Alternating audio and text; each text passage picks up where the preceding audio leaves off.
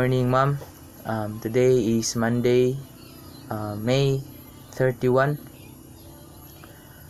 Today I'm going to discuss, or I will try to discuss the module 4 or lesson 4.1, personal security.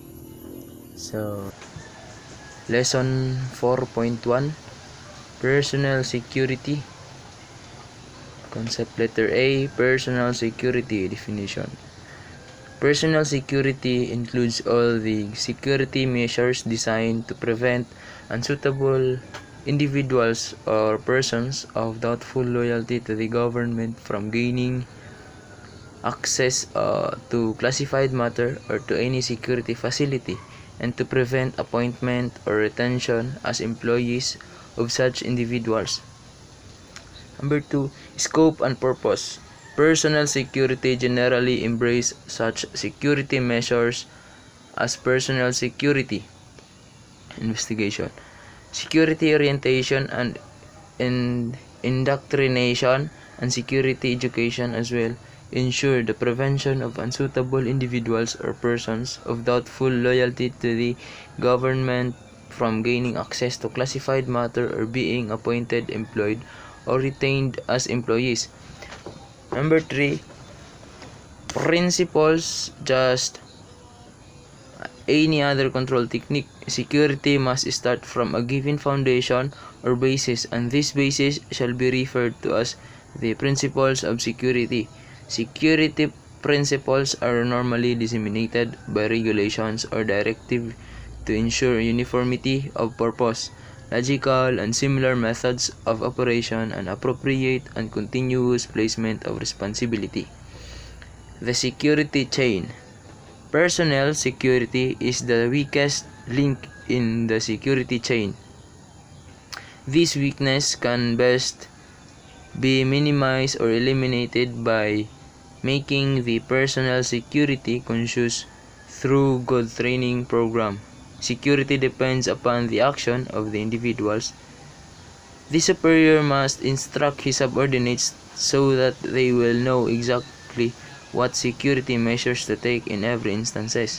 A safe will not lock itself. An individual must be properly instructed and must do the locking. So kailangan nga kanang ma-instructionan jud sa kailangan ma-instructionan ng kanilang mga superior ang bawat mga subordinates nila para uniform ang kanilang maipapatupad na security measures, or what we call this, uniform ang kanilang ginagawa or pinapatupad. Next is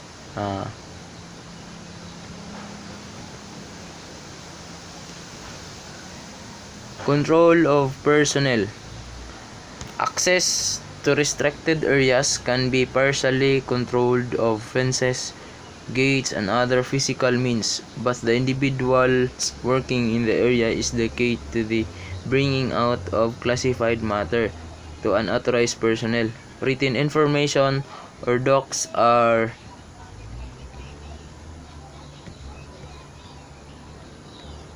have the power of speech. Only the individual has knowledge of this written information can pass it to an unauthorized personnel if he unguardedly talks about information. So, naalagi na kay fences, na kay gates, na mga fences,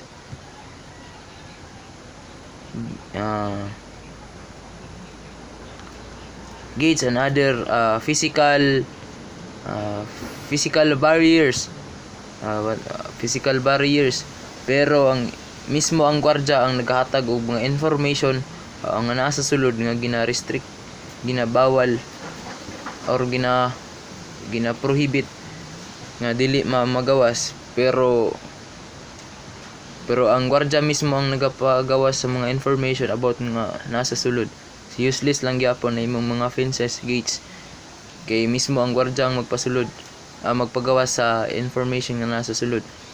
It is the individual responsibility to ensure that he knows security procedure and safeguards, and it is the commander's responsibility to motivate each individual to ensure that he complied with his procedure and safeguards.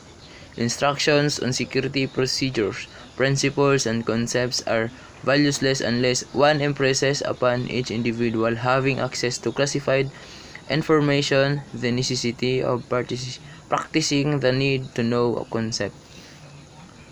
So, bawat isa sa security guard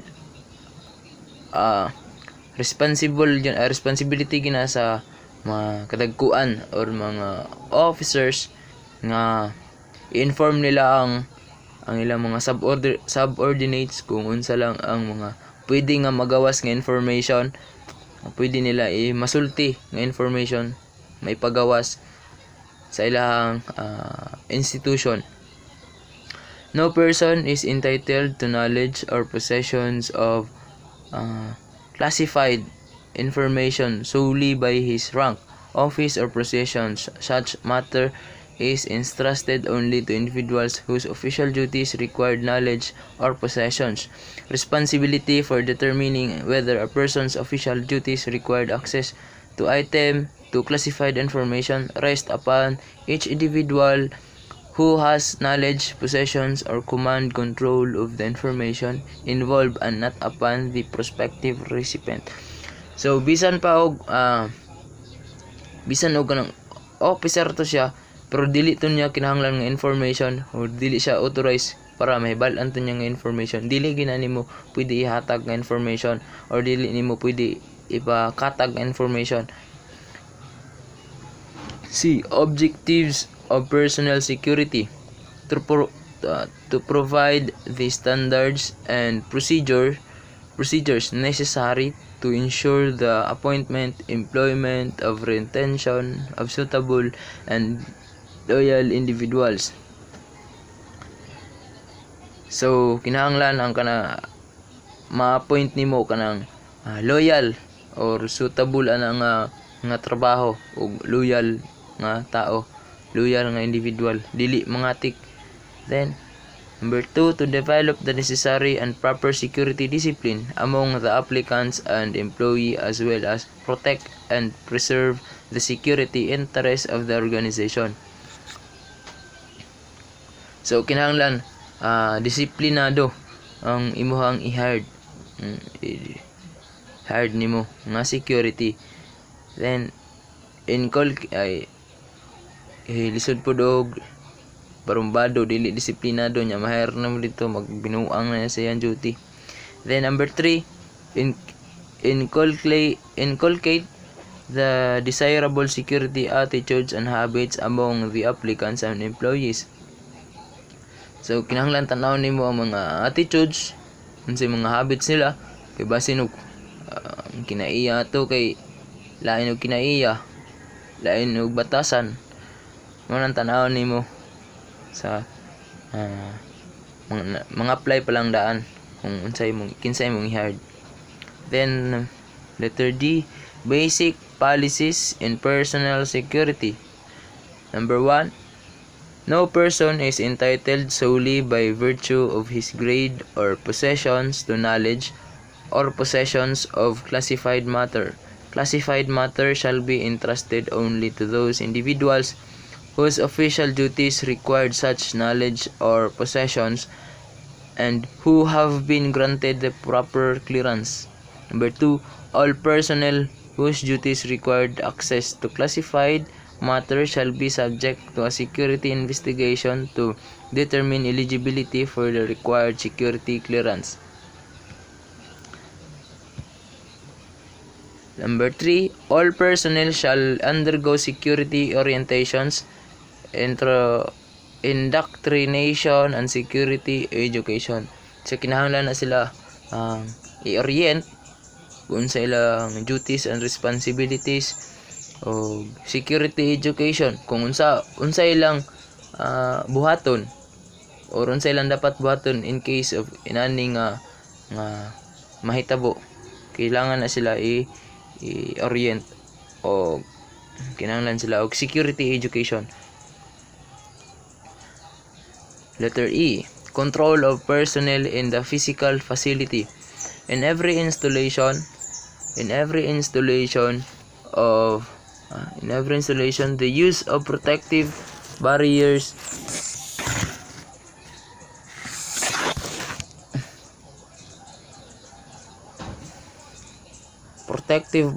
security, lighting, communication, and electronic hardware provides physical safeguards, but these are insufficient to maximize the effort of the guard force. A control point must be established for positive personnel identification and check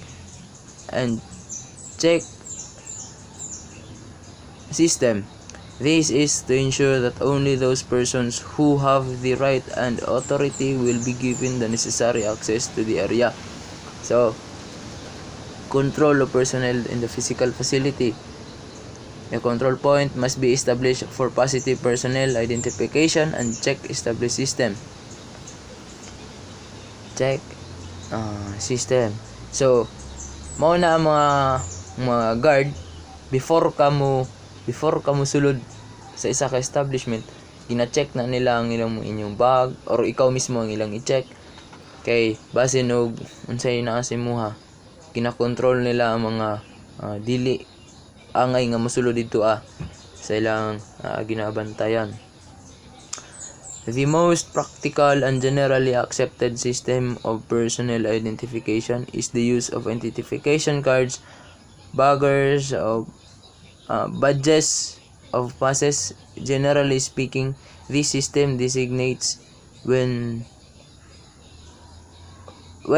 and where and how identification cards should be displayed, and to when this helps security personnel eliminated the risk of allowing to access of unauthorized personnel within the establishment. So,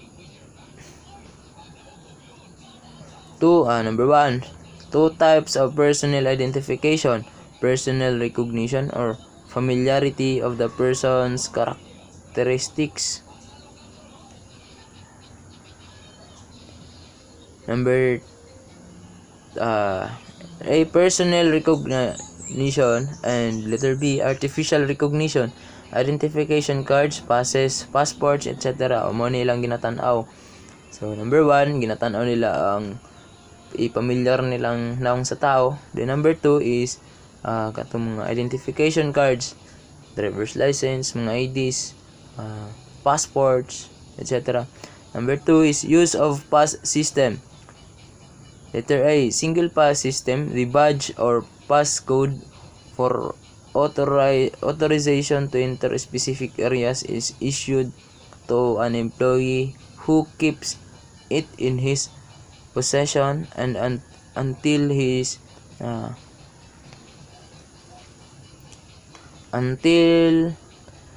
authorization is terminates. Pass exchange system. An exchange takes place of the entrance of each controlled area. Upon leaving, the personnel surrenders his badge or passes and receive back his basic identification. So, ano pass exchange system? Kanang sulod ka sa mga subdivision, di ba? Kung dili ka taga diha, ibilin imong ID, din tagaan kanila og bali pang-claim ni may nigbalik mo nga mo to imong i-claim, ihatag mo pagbalik nimo mo to imong ihatag, then ibalik na to sa imo ato imong identification card ni imong gibilin. Then letter C, multiple pass system. This provides an extreme measures of security by requiring that an exchange take place at the entrance of each restricted area. Number 3, badge and pass control.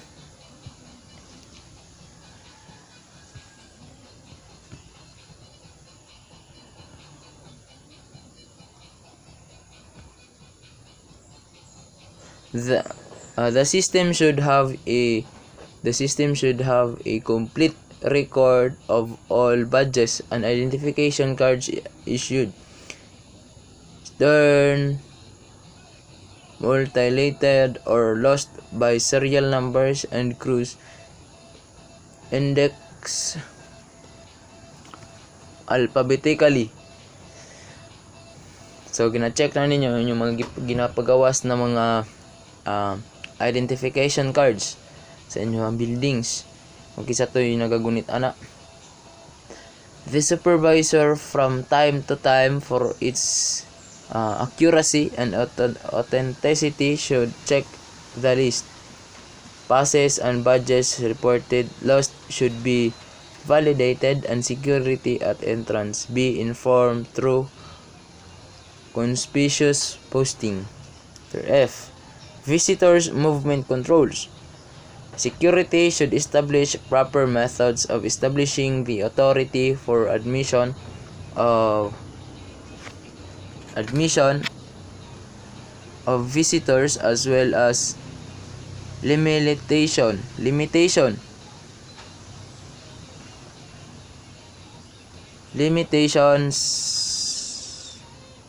theory. These security measures would depend on the sensibility of the installations, but could include the following. Visitors logbook. All visitors to any facility should be required to identify themselves and should be given a visitor's ID by the security. Visitors logbook should be filled up with the name of visitors, nature, and duration of visit. So, kanang dili ka taga diya. Ginalagbok, pasulat ka sa logbook og pangalan, complete name, address, cellphone number, may na basic information nimo. Then taking a photograph should also be considered. Extreme caution must be exercised in areas where classified information is displayed to preclude unauthorized taking of picture of the installation. If a visitor has a camera and it is prohibited to take picture, said camera should be left in the care of security with corresponding receipt. So, kung inigsulod dito kanang bawal ang camera, na ikaw nagdala ka camera, ibilin na siya sa guard kay basin og imo atong pamicturan tong mga important matters sa sulod na imong madala sa gawas nya bawal na siya. Maong ipabili na sa guard, then isulat dito resibo, tagaan kag resibo para balik mo ito yung mihatag, di makuha ito ni mong camera. Number 3, escort. If possible, visitors should be escorted by the security to monitor their activity within the establishment and guide them where to go. So, kung kailangan gyud nga i-escortan ka og isa ka gwardya, then buhaton na sa mga gwardya. Kay para mabantayan ka kung unsay mo pangbuhaton dito sa sulod. Unsay mo mga pang asa ka maadto, unsay mong buhaton, ma-monitor ka sa gwardya tungod kay escortan ka. Number 4, visitor entrances. Separate access for visitors and employees of the establishment should be provided. Number 5, time traveled. If there is a long delay or time lapse between the departure and arrival, the visitors may be required to show cause for delay. So, for example, imong gibutang dito sa logbook is 1 hour lang imong duration dito. Taman nga imong pagbisita niya. Then, nalapas ka og 2 hours o 1 hour.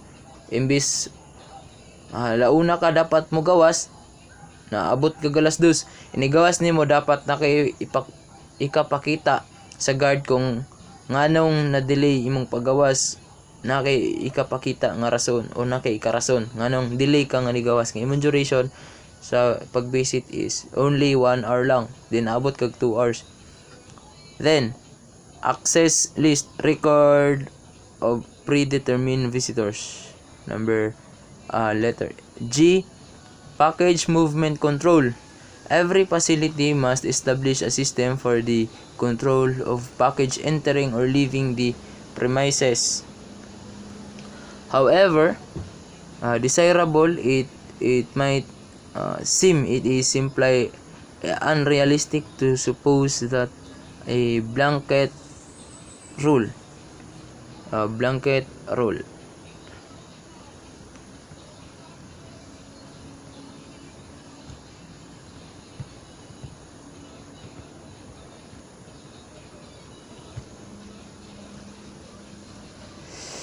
Forbidding package either in or out would be workable.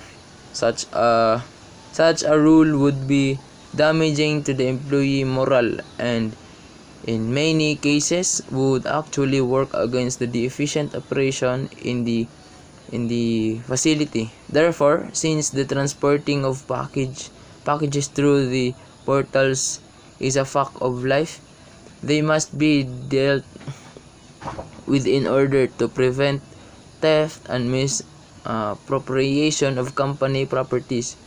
Thus, no package shall be authorized to be brought inside the industrial installation, offices, and work area without proper authority. This basis precept help reduce, if not eliminate, pilferage, industrial espionage, or sabotage. So ginabawal lang kanang magpahatod ka sa imong package sa imong office. Din wala kay tarong nga kana acceptance gani nga dito nimo gidala ay ipadala, dito nimo i-receive.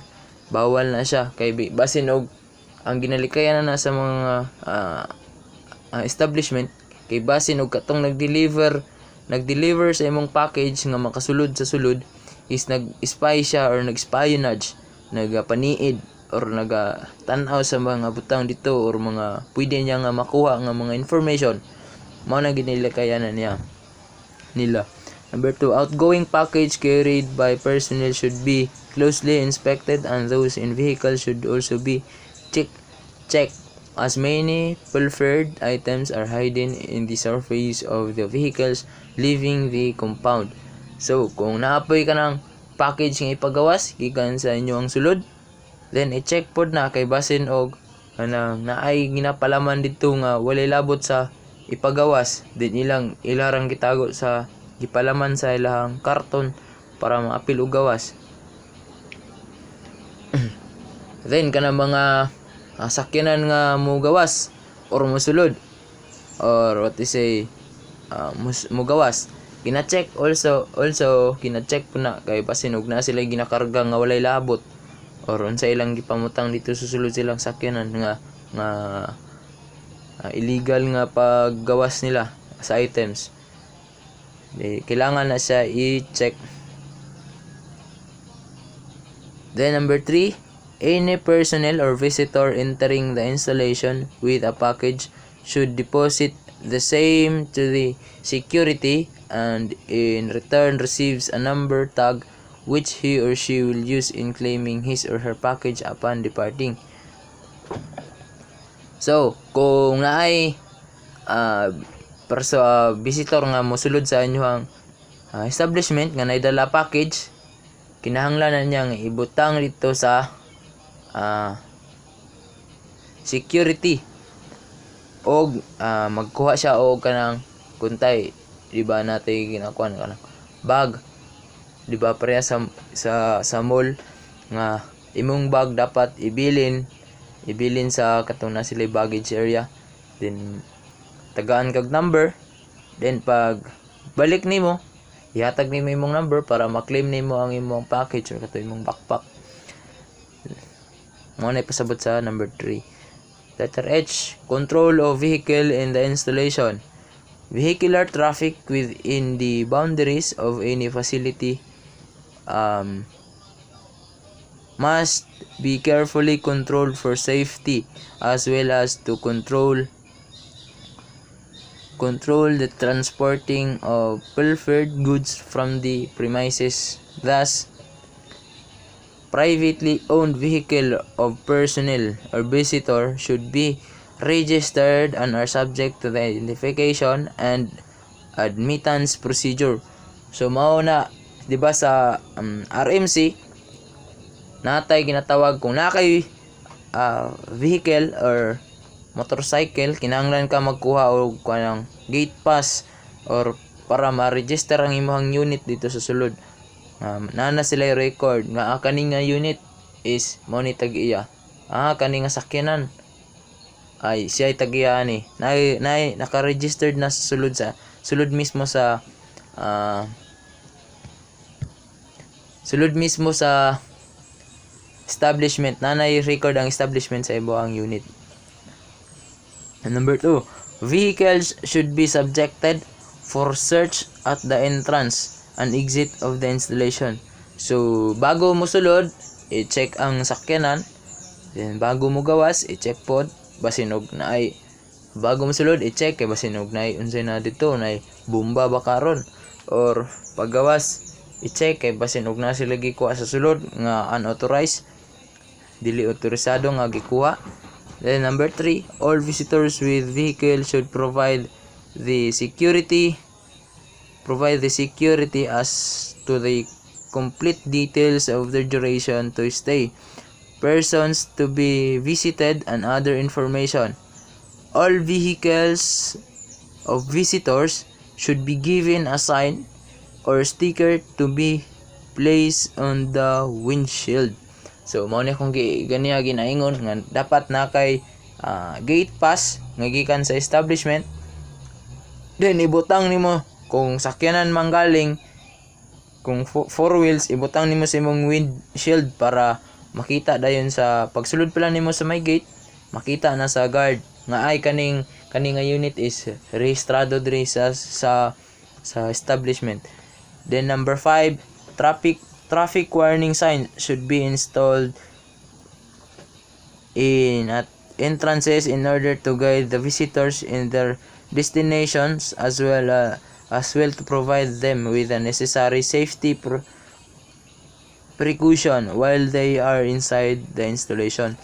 So, isip isa ka establishment, entrance palandahan sa may gate na nakabutang left turn or parking area. Butangan nimo og sign sa left side, more parking area left side, or exit. Nay mga signs kung asa padulong ang mga visitors kay dili man sila swito diya nga lugar. Then number 6, security personnel must constantly supervise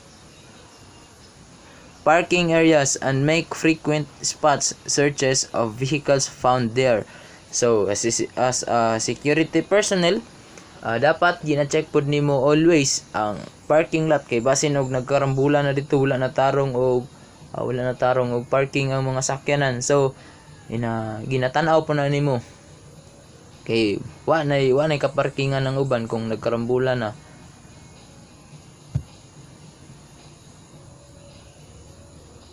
Sunod, letter I, building access control. At any physical barrier, a security system must possess the ability to distinguish among authorized persons, unauthorized visitors, and other unauthorized persons. This is to assist the security personnel protect sensitive and information within the installation. Appropriate warning signs should be posted at the building perimeters. Special restricted entry facility to public access should be provided. This will be dependent on the degree of security needed for protection of property, security, and other processes within the building. A clear-cut policy on the access control should be disseminated to all personnel of the installation.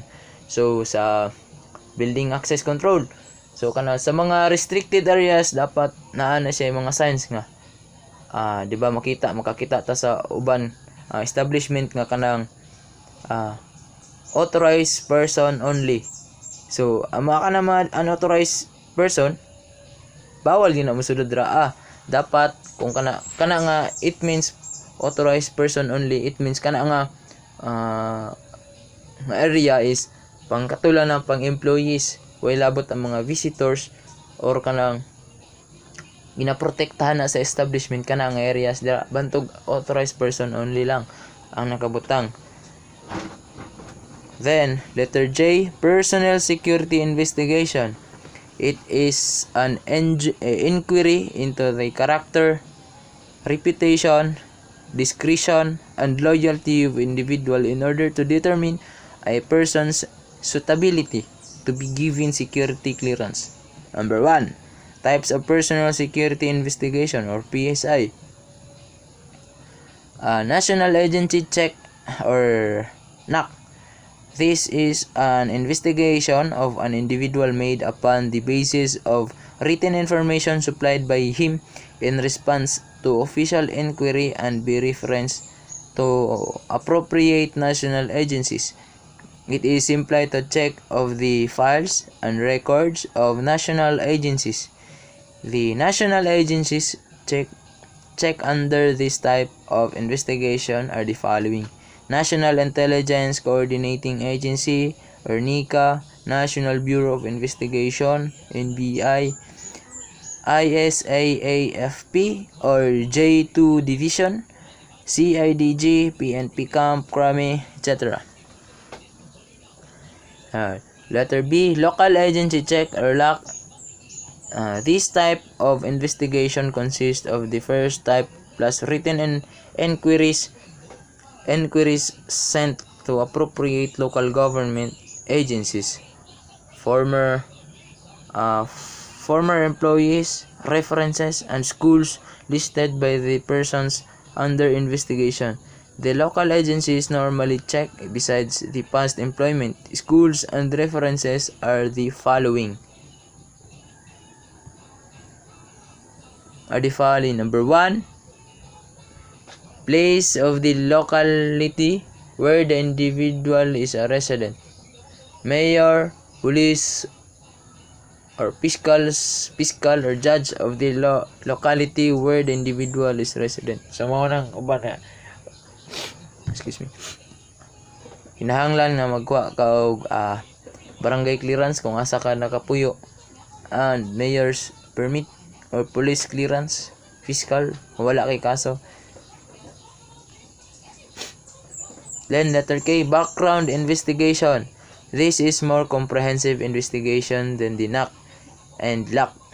A thorough and complete investigation of all of some the circumstances of aspects of a person's life and conducted. Number 1, types of BI. It may either be a complete CBI or a partial background investigation or PBI. Letter A, complete background investigation consists of the investigation of the background of a person, particularly all the circumstances of his personal life. CBI consists of the investigation of the background of a person. So kung sa kompana CI is kanang gina-check ang imuhang background or imuhang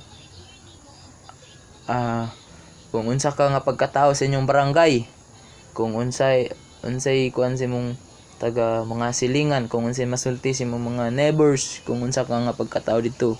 Letter B, partial background investigation consists of the investigation of the background of an individual but limited only to some of the circumstances of his personal life which are deemed pertinent to the investigation. Normally, the request for the investigation will indicate the specific personal circumstances to be covered. This type of BI is also used to further develop questionable information contained in another investigation report. BI. Number 2, factors considered in background investigations. Loyalty, faithful, allegiance to the country's government and its duly constituted authority. So ginatanaw nilang imong pagka-loyalty, imong pagka-loyal, faithful. Kung faithful ba kasi mo faithful ba kang pagkatao. Then integrity, uprightness in character, soundness of moral principles, freedom from moral delinquencies, and more simply stated, honesty. So naa ba kay integridad nga pagkatao, na kay integrity. Discretion, the ability to tendency to act or with or decisions with prudence, the habit of wise judgment or simply stated good judgment. So discretion meant kanang naa ba kay sakto nga panguna-una nga mo decision or mo kanang kabalo ba ka mo judge kung unsay buhaton. Kailangan man gud na is kanang kabalo ka mo timbang sa sitwasyon. Discretion kung kabalo ka mo judge kung unsay tama or unsay mali, kay basin mo pataka ra ka og decision nga dili mao na ginatanaw nila kung naa ba kay kakayahan nga mo judge or mo si tao ganin. Discretion kanang mo judge lagi, judge. Number 4, moral, distinctive identifying qualities which are as an index to the essential or intrinsic nature of a person and his outward manifestation, personal traits of moral station. Letter E, character, the sum of the traits that serve as an index of the essential intrinsic nature of a person. It is the aggregate of distinctive mental and moral qualities that have been impressed by nature, education, and habit upon the individual. So, character ginatanaw po na nila kung imuhang batasan. Natanaw nimo kay basin o kanang wala kay mayong batasan or na kay delinquent or kanang na kay mental delinquent or kanang basin na kay tungod sa imong batasan na kay batasan nga dili normal. Then F, reputation, opinion or estimation in which one is generally held. It is what one reported to be, whereas character is what a person is. So reputation is what one reported to be, whereas character is what a person is. Kung unsa gid ka mismo, kung unsay na-report sa imo, mao ba jud ka. Mao lang to. And that's the end of the 4.1 discussion. 4.1 discussion, the title ni? The personnel security. So, ayun. Thank you.